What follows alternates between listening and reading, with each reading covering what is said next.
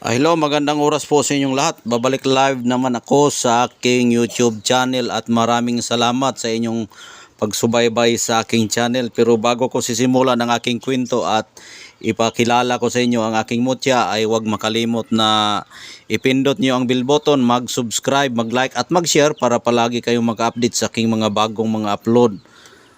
At itong aking mutya na ipapakita sa inyo ay mutya po ito ng buwa ng nyog.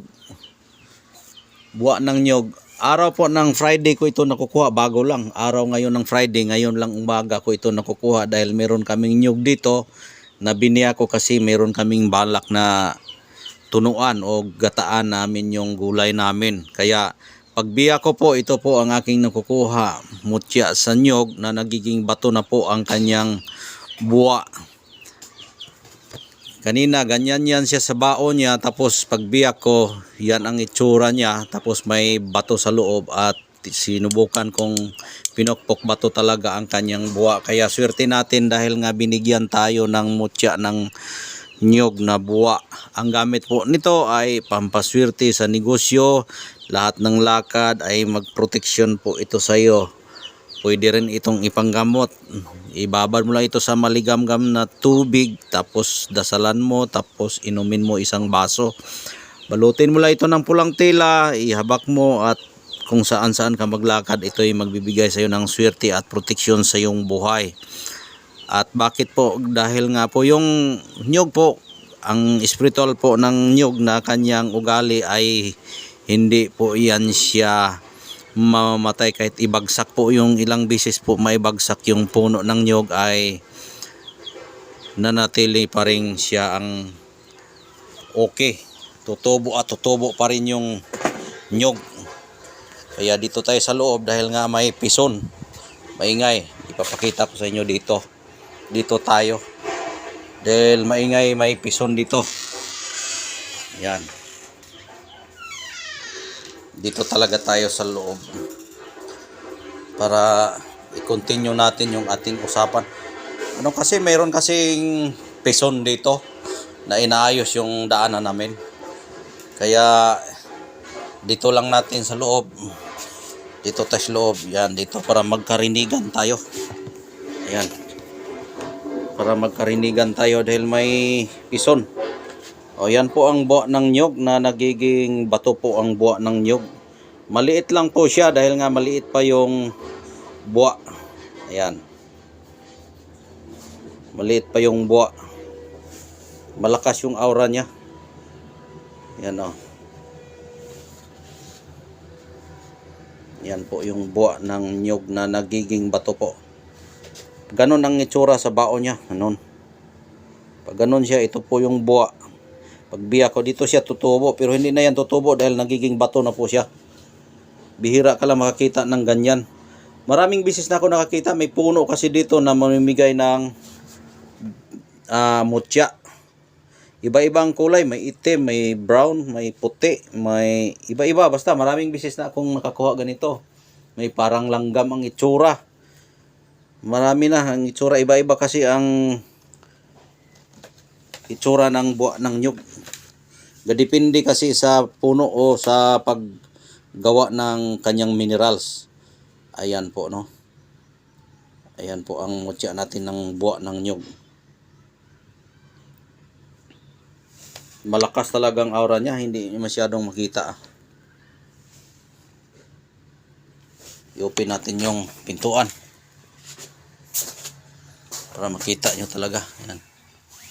Ayan. Ayan po yung nyog niya. Oh.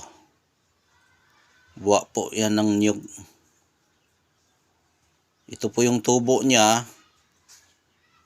Siguro kung ito ay magtagal ito, kung hindi natin matuklasan na matagal siya sa kanyang buko, madali lang itong tumubo. Madali lang itong tumubo. Ayan. Maliit pa siya. Pero di na bale kasi pinakita sa atin tutubo at lalaki ito. Balutin ito ng pulang tela. Ito, balutin lang ng pulang tela ito. Tapos itago mo ng maayos para ito'y lalaki at lalaki. Ayan. Minsan pag Friday, pwede mo ito punas-punasan ng tubig ng nyog para mas lalo pa siyang lumalaki. Tubig lang ng nyog ang ipunas nito. Dahil mutya siya ng nyog, tubig ng nyog na yung butong. Pwede rin lahing, basta nyog, yung sabaw niya, yung tubig. Ipahid-pahid mo dito para tutubo pa ito. Sayang, maliit pa. O, tingnan mo, malaki pa yung kuko ko. Kasing laki ng kuko ko. Yan o. Yan o. Sobra naman siya malapit naman siya mag 1 inches. Kaya, pwede na rin itong gamitin sa ating agod-agod, anting-anting na pampaswerte. Pwede mo rin ito, ang paggamit nito, pwede mo rin ito ilagay sa bote, yung malalaking butas. Tapos lagyan mo ng gapas, tapos para hindi siya palaging magambala sa kanyang katawan, para hindi siya magpingki-pingki o yung yung mga kapwa niya mga bato. Balutin mo ito ng gapas, ilagay mo sa bote, damihan mo yung gapas para kahit nga maglakad-lakad ka, hindi siya makakilo sa loob ng bote para ito'y tutubo at tutubo. Pero yung bote na paglalagyan mo, yung kailangan malalaki konti. Kasi kapag lumalaki ito, baka hindi na makuha sa bote.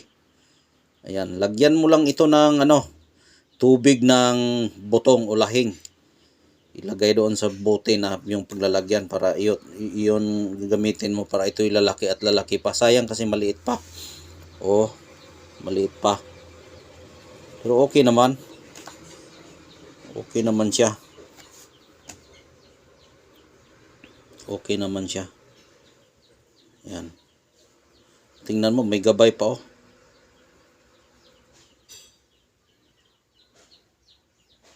May mukha pa diyan oh, nakatatak sa kanyang bunguton.